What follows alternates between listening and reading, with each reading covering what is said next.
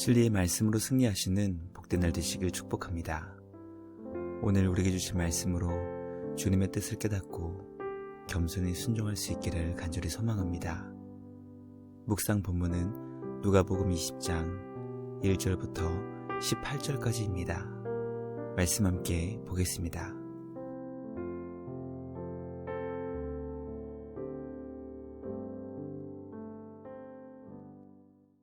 제20장. 하루는 예수께서 성전에서 백성을 가르치시며 복음을 전하실세 대제사장들과 서기관들이 장로들과 함께 가까이 와서 말하여 이르되, 당신이 무슨 권위로 이런 일을 하는지, 이 권위를 준 이가 누구인지 우리에게 말하라. 나도 한 말을 너에게 물으리니 내게 말하라. 요한의 세례가 하늘로부터냐 사람으로부터냐?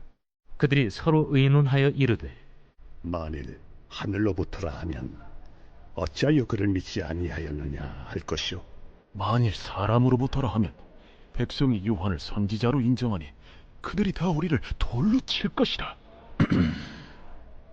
어디로부터인지 알지 못하노라. 나도 무슨 권위로 이런 일을 하는지 너에게 이르지 아니하리라. 그가 또 이 비유로 백성에게 말씀하시기 시작하시니라. 한 사람이 포도원을 만들어 농부들에게 새로 주고 타국에 가서 오래 있다가 때가 이르매 포도원 소출 얼마를 바치게 하려고 한 종을 농부들에게 보내니, 농부들이 종을 몹시 때리고 거저 보내었거늘 다시 다른 종을 보내니 그도 몹시 때리고 능욕하고 거저 보내었거늘 다시 세 번째 종을 보내니 이 종도 상하게 하고 내쫓은지라. 포도원 주인이 이르되 어찌할까? 내 사랑하는 아들을 보내리니 그들이 혹 그는 존대하리라 하였더니, 농부들이 그를 보고 서로 의논하여 이르되, 이는 상속자니 죽이고 그 유산을 우리의 것으로 만들자 하고 포도원 밖에 내쫓아 죽였느니라. 그런즉 포도원 주인이 이 사람들을 어떻게 하겠느냐? 와서 그 농부들을 진멸하고 포도원을 다른 사람들에게 주리라. 그렇게 되지 말아지이다. 그들을 보시며 이르시되, 그러면 기록된 바 건축자들의 버린 돌이 모퉁이의 머릿돌이 되었느니라 함이 어찌미냐? 무릇 이 돌 위에 떨어지는 자는 깨어지겠고 이 돌이 사람 위에 떨어지면 그를 가루로 만들어 흩으리라.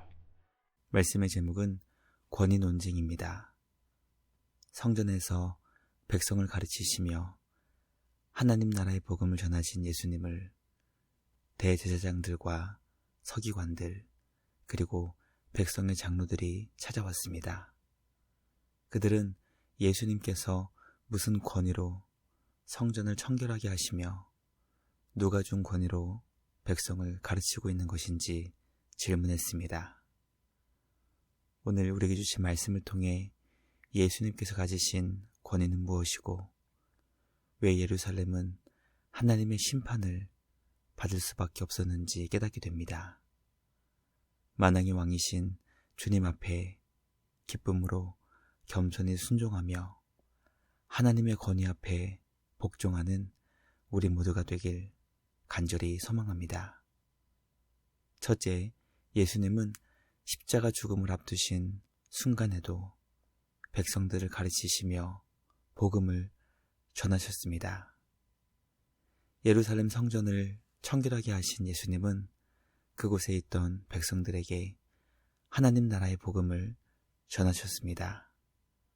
예루살렘에서 곧 십자가에 못 박혀 죽으실 것을 앞두고 있음에도 불구하고 예수님은 죽기 직전까지, 아니 십자가 위에서 숨쉬기조차 힘드신 그 순간에도 구원의 복음, 하나님 나라의 영광의 복음을 전하셨습니다. 십자가를 앞두신 예수님께서 성전에 모인 백성들을 가르치시며 하나님 나라의 복음을 전하시는 것을 묵상하며 과연 우리의 삶의 방향과 목적은 무엇인지 돌아보게 됩니다. 주님의 자녀들에게 말씀을 가르치시며 하나님 나라의 복음을 전하신 예수님의 삶의 방향과 목적은 오롯이 주님의 백성을 그들의 죄에서 구원하시는 것이었습니다. 우리도 날마다 예수님의 마음으로 변화되어 하나님을 사랑하고 허물과제로 죽었던 주님의 자녀들을 그들의 죄에서 구원할 수 있도록 복음을 전하는 사명을 끝까지 감당할 수 있기를 소망합니다.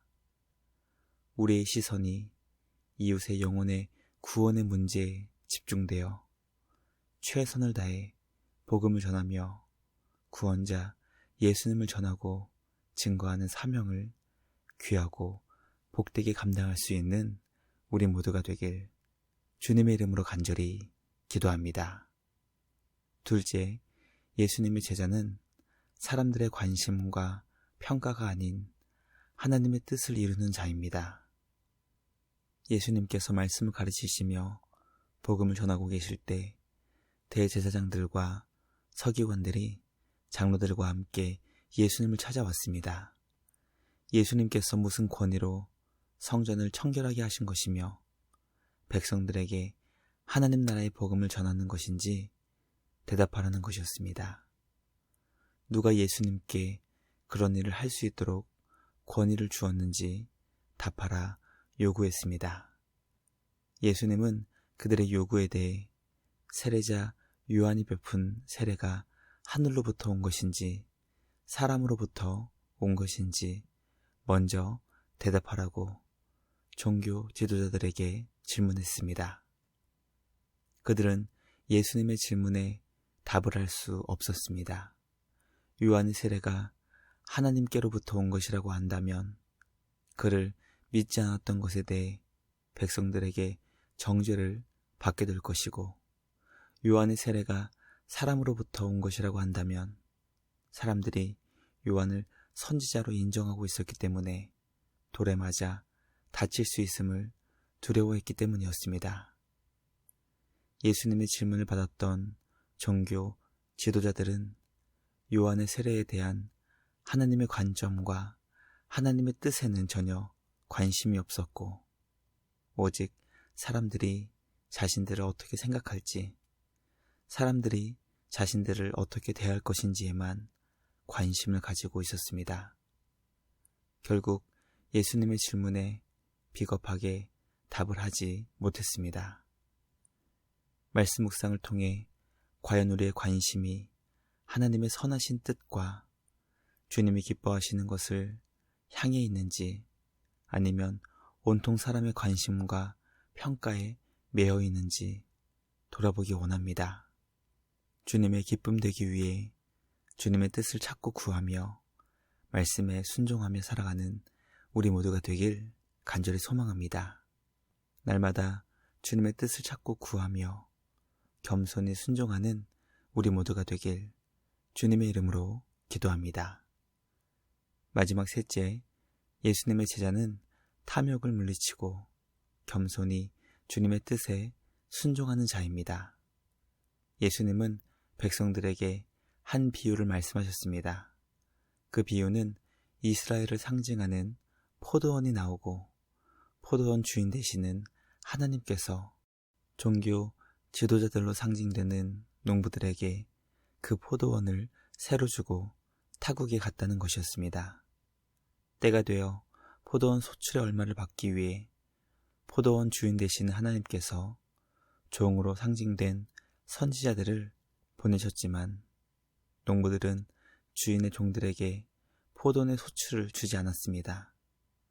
주인이 보낸 종들을 때리고 능욕하고 빈손으로 그들을 돌려보냈습니다. 참다 못한 포도원 주인이 자신의 아들을 보내며 이 아들에게는 농부들이 포도원 소출을 바칠 것으로 기대했지만 악한 농부들은 주인의 아들이며 포도원을 상속받을 아들을 죽여 그 포도원까지 차지하려고 했습니다. 결국 포도원 주인이 악한 농부들을 진멸하고 그 포도원을 다른 사람에게 준다는 것이 비유의 내용이었습니다. 말씀 묵상을 통해 종교 지도자들로 상징된 포도원의 악한 농부들의 탐욕이 결국 포도원 주인의 진노를 불러일으켰고 그 결과 처참하게 진멸되었다는 것을 깨닫게 됩니다. 예수님은 이 비유를 통해 이스라엘을 상징하는 포도원이 왜 이토록 망가졌는지 그 이유가 바로 종교 지도자들로 상징된 악한 농부들의 탐욕 때문이었다는 것을 가르쳐 주셨습니다. 탐욕이 결국 종교 지도자들을 파괴시켰으며 그 결과 이스라엘이 심각하게 망가져버리게 된 것입니다. 건축자들이 버린 돌과 같은 예수님께서는 모퉁이의 머릿돌이 되셨습니다. 예수님을 통해 하나님 나라가 이 땅 가운데 세워지게 되며 우리 예수님은 하나님 나라의 머릿돌이 되십니다. 예수님을 주인으로 모시며 주님의 말씀에 기쁨으로 순종하여 날마다 겸손히 주님의 뜻을 이뤄가는 복된 제자의 삶을 살아가길 간절히 소망합니다.